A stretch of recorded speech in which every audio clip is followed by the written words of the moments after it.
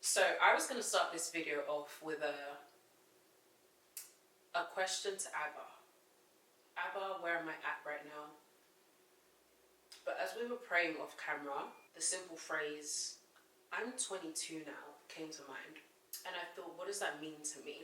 So this right now is an invitation to you guys to just witness a very real, very raw conversation with Abba. It's a father and daughter moment, and I'm inviting you in. So welcome. Abba, I am 22 now, and I don't know how to feel about that. 21 was such a loaded year for me. It was the beginning of so much. It was an establishment of so many things. And I feel like 22, you're calling me to walk in what was already established in 2021. And that looks it looks like so many things. It looks like so many things. One being complete intimacy with you. Intimacy that's so pure and undeniable that it trumps intimacy that I've experienced in the past with friends that weren't really friends, guys that weren't meant to be in my life, premature encounters. This might be a bit of a sidetrack, Lord, but today on the train journey here, I was on Instagram and I saw somebody celebrating a baby shower. And I thought to myself, oh, this is so sad. And I had to wonder, why do I feel this way? And I thought to myself, I really don't like premature things, because I recognize that in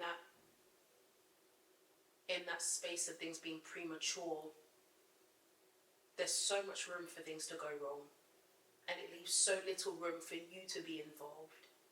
And that irks me so badly, knowing that I've come from a space where I was entertaining premature things. The idea of wanting to do things before their time has been such a real part of my life. The more you're sheltered from things, the more you want to do that thing, the more you want experience of it. As a child, it's just the way it goes. You're told no, so you want to know why a no is no. Anyways, I digress. 22 looks like intimacy with you. It looks like really allowing you to see into me. And uniquely, it also looks like allowing other people to see into me through this very medium.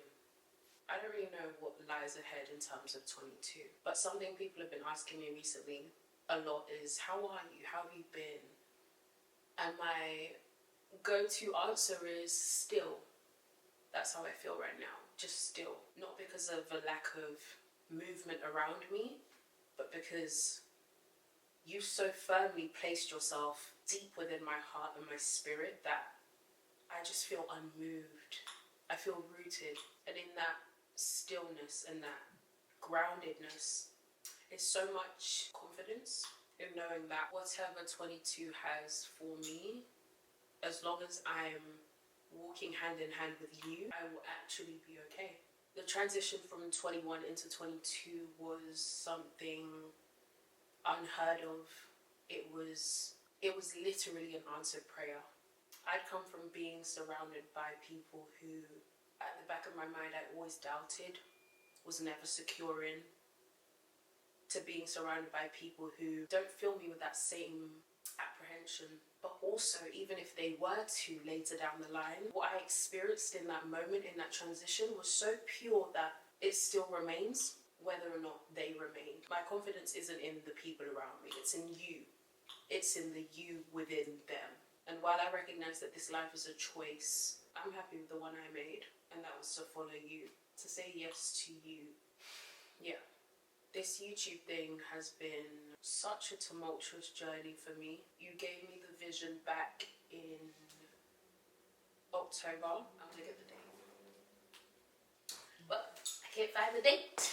But you gave me that vision back in October, and I remember being so hesitant to even recognize it as something you gave me, because not even for fear of what you would ask me to do, although looking back now I should have been afraid, but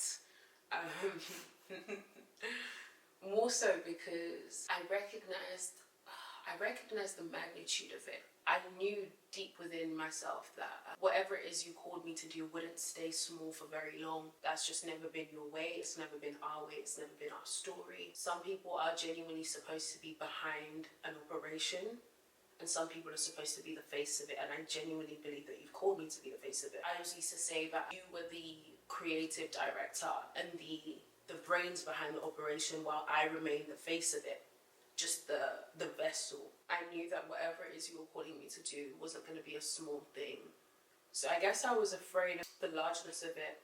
And even when you first gave me the dream that followed the instruction for my first YouTube video, I remember seeing a vision straight after it where I just saw the weight of it and the impact of that video, and that terrified me, because yes, you know that God is going to do big things through you, and he's calling you to greater, and greater is he that is within you than he that is within the world. But you never see yourself actually doing it, and when you see it, it's so frightening. It's like, oh, I can't deal with this. This is too much. But yeah, that process has been, it's been long, it's been hard, but it's been with you, which is what I'm recognizing. There is a very visible difference in starting something with you, Lord, and doing it without you and asking you to now bless that thing. And the difference is the peace, the constant reassurance that I've received from you. The alignment that seems so unfathomable, it actually feels unreal. The people that you call along this journey to speak life into this thing that you've entrusted me with, that will help me to steward it, that will hold my hand up even when my own strength is failing me. It doesn't feel real. It doesn't feel real. The other day I was on the phone to Renew, and she was on Instagram and she saw a girl at a studio that we've both been to recently, where we recorded a video, a YouTube video actually, that I at the time thought would be my first video for the second time. And just seeing that and seeing the girl doing it, as opposed to just speaking about it, having set a time to post her video and everything, it really struck a chord in me. I felt so convicted, because I was like, damn, this is what it looks like to be doing it. Why am I sitting on this thing that you'd given me months ago? If I'd started at the time that you told me to go, who knows where this could have been. But at the same time, you're so faithful and so merciful, because in my delayed obedience and in my hesitation, you still blessed it. You still made it so that I feel your presence every step of the way. I don't even feel like I'm missing the mark. I feel like I'm exactly where I need to be right now. Like I'm planted. I don't know what's gonna follow from this video. Honestly, I thought you'd even call me to say some other stuff. But I guess this is the introduction. This is the genesis of it. Are you excited? How do you feel in this current moment?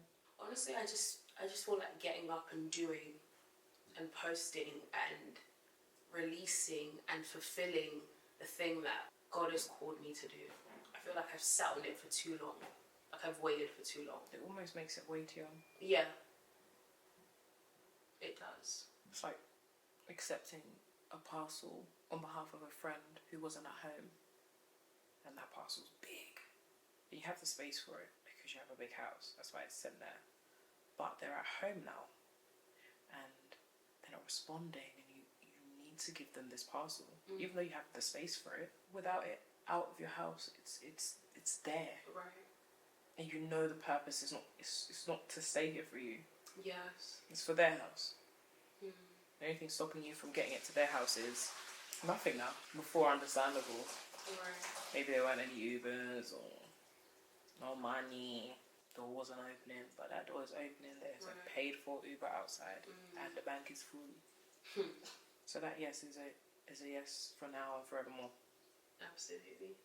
And it's not just a yes to accepting the parcel, it's the yes to, okay, I'm going to give it, even if the people in your house start to like that parcel. It's not for them. It's for someone else. If you start to like the parcel, doesn't matter. It's not your name on the parcel. Right. Thank you. From me and on behalf of people watching. Oh Lord. Yeah.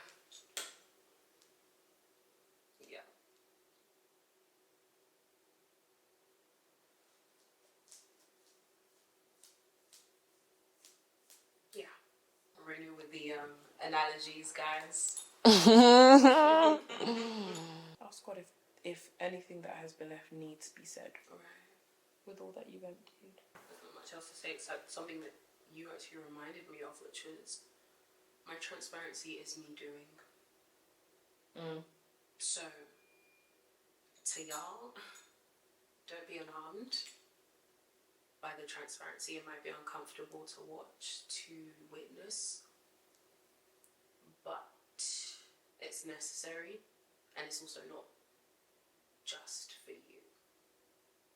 This is it's an audience of one. I'm literally just here as per my father's request, and I'm going to maximize that. But he's also called me to bring you guys in on that. And for a long time I thought TikTok, Instagram were the avenues to do that, and they were enough. But I recognized soon into it that those spaces don't hold enough space for what's needed to be said. They increased the time to like 10 minutes, and I still find myself struggling to do within the confines of that. Yeah, I just want to thank God because, like I said earlier, even in my disobedience and my delayed obedience and my hesitation, the time that he's allowed me to take, he's been uncovering so much more of this vision to me as I've waited on him. And I'm just trusting that he'll cover this entire process because it was his idea, not mine. The things that he's drawing forth and asking me to speak on and go back into aren't things that I would voluntarily just spew or discuss. And they're things that have caused contention. Yeah, this was not my idea. It's not. I was trying to monetize off transparency, bro. Like, at all. Get a grip. I would love to sit here and talk about my hair. My bundles are from Ali Coco, but he said we don't care about it. That's not going to save souls. That's not going to touch hearts. They need more. That's not saving them. Salvation is not what's on the outside.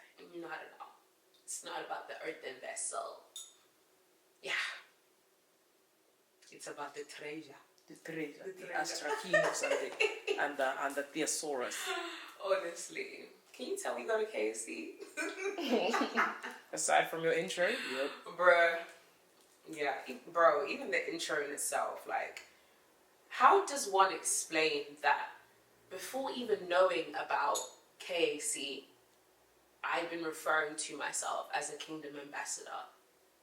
Something that nobody coached me on. I don't think I'd ever even heard like that. Never.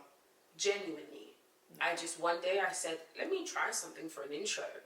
Welcome to a day in the life of a content creator / kingdom ambassador, just trying to please God in everything she does. Lo and behold, a couple months after that, I found myself at Kingdom Ambassador Center. Very good. Prepares you before the preparation. Literally. Like, he's a God of glimpses. He literally gave you your uniform before you went into like school. That's crazy. Insane. So even in my moments of hesitation where I don't want to do a thing, and I'm questioning myself and doubting myself, I realize, wait, his hand has genuinely been on this. Let me not even take over this. Genuinely been on this to the point where you can't deny it even if you wanted to. Like the evidence, Stephanie EK said it perfectly. She said, no, sorry, my bad. Jackie Hill Perry said, you know too much to live the way you live. You know too much. Once you know a thing, you can't unknow it. You just can't. It's there, it's stuck, it's burned into your mind. Thank you, Abba, for giving me the boldness to say yes, even when it felt terrifying. Thank you for providing, Lord. You've told me this and you've made it so abundantly clear that when an idea is yours, you not only co-sign it, but you also make provision for it. Your provision is your seal of approval, as in resources started to fall into my lap like it was nothing.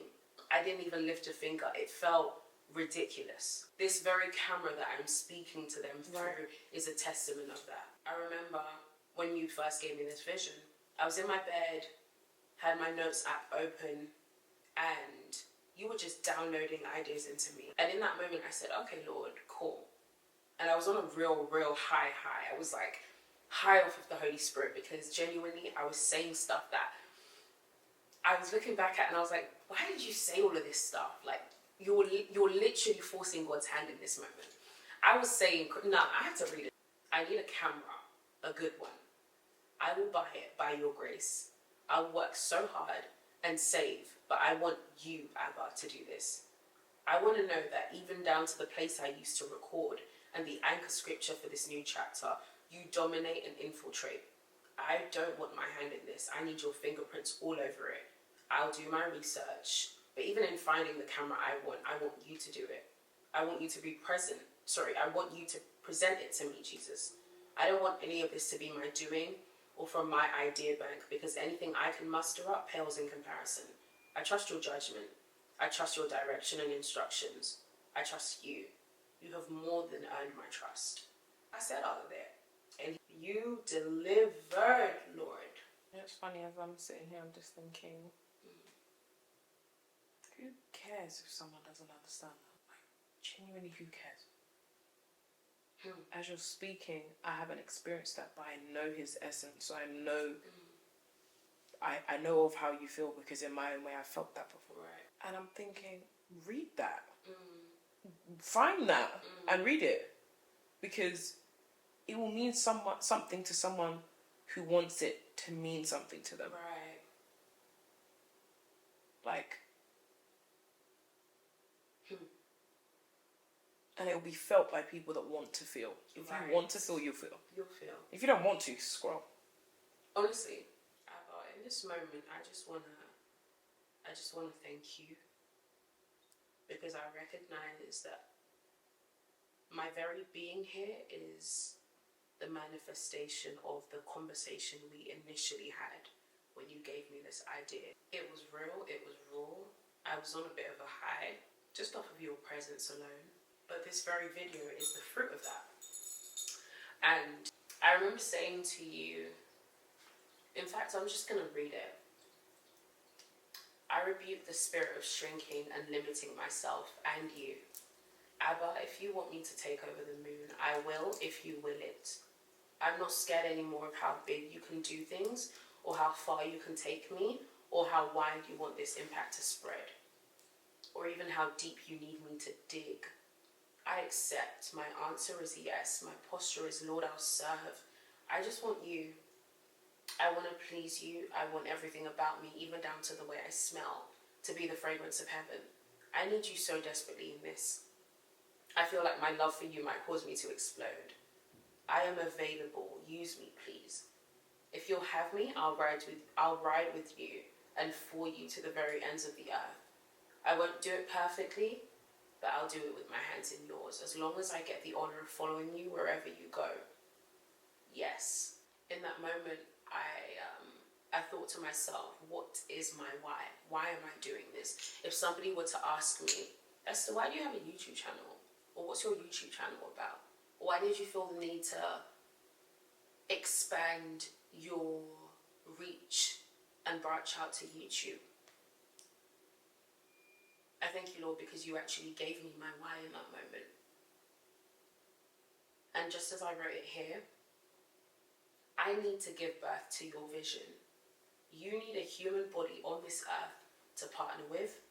I am that human. I am willing and dedicated to your dream. In that case, I am your midwife, Abba, for this thing you're doing. I want to give you reasons to brag on my name. Not from a prideful place or to boost my ego. I just want you to be able to rely on me. I want you to know that the gifts that you've deposited into me haven't been wasted. They've been maximized. They've been stewarded well. And I just want to be able to die empty, knowing that my purpose on this earth was fulfilled. So yeah, that's my why. And that's why obedience will constantly be on my lips, because I know the price to pay otherwise is very, very hefty, and I cannot afford it. So yeah. Done. That's a wrap.